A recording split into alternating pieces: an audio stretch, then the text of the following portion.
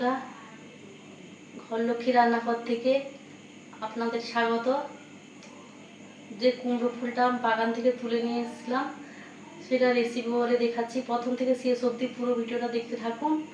Like, share, comment করতে ভুলবেন না। দেখুন, এই কুমড়ো ফুলটা নিয়ে নিয়েছি।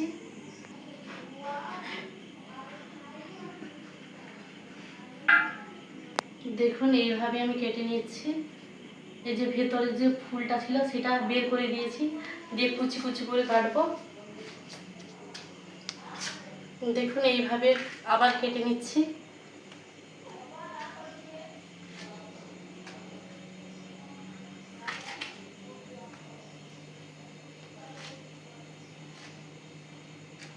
আমরা কুমড়ো ফুলের চচ্চড়ি খেয়েছি, কিন্তু বড়া খাইনি। আজকে সেই বড়াটা করে দেখাবো।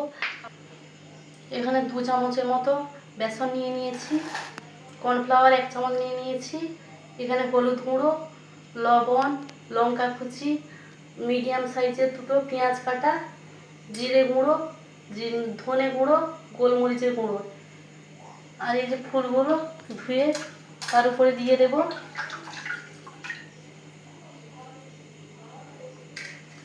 পেঁয়াজ কুচি দিয়ে দেব,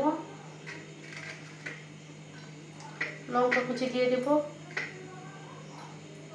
এই কর্নফ্লাওয়ারটা আমি দিচ্ছি, আপনাদের থাকলেও দিতে পারেন, না থাকলেও দিতে পারেন, এটা দিলে একটু ভালো হয়। জিরে গুঁড়ো, ধনে গুঁড়ো, গোলমরিচের গুঁড়ো, স্বাদ মতো লবণ, হলুদ একসঙ্গে মাখিয়ে নেব। অল্প জল দিয়ে একটু একটু করে বেটারটাকে তৈরি করে নেব। কড়া বসিয়ে নিয়েছি, গ্যাসটা অন করে দেব। কড়া গরম হয়ে গেছে, তেল দিয়ে দেব। বেটারটা তৈরি করেছিলাম সেটা 10 মিনিট রেস্ট রেখেছিলাম, হয়ে গেছে। এবার আমি কড়া দিয়ে দেব এক এক করে।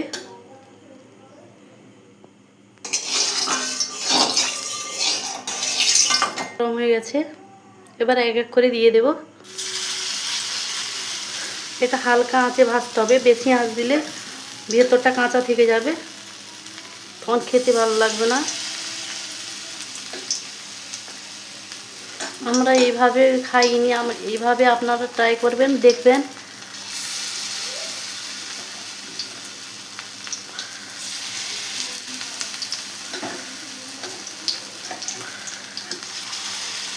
এক পাশটা হয়ে গেছে, উল্টো পাশটা ভেজে নেব।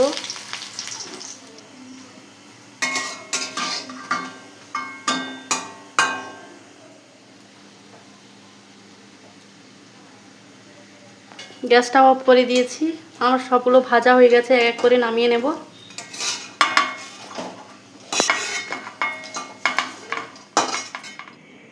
দেখুন, আমার সবগুলো ফুলের বড়া তৈরি হয়ে গেছে। তার মধ্যে দিয়েছি সস। আমরা এমনি খাই, কিন্তু সস দিয়ে খেলে খুব ভালো লাগে, খুব টেস্টিও হয়। কিন্তু এরকম নিত্য নতুন ভিডিও পেতে আমার রেসিপিটিকে সাবস্ক্রাইব, কমেন্ট এবং শেয়ার করতে ভুলবেন না।